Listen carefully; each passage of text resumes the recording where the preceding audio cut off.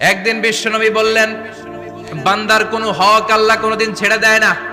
আল্লাহর হক আল্লাহ মাফ করে, বান্দার হকের মাফ নাই। যদিও আমি নবী, আমার উপর যদি কোনো হক থাকে বলো, আমি দিয়ে দেব।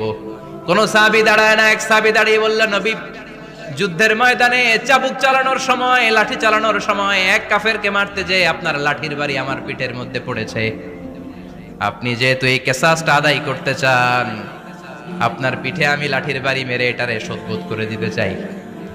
সাইয়েদনা ওমরে ফারুক হাতের জামা এরকম পড়তে শুরু করছে, আয় এদিকে আয়, তোরে শোধবোধ করাই।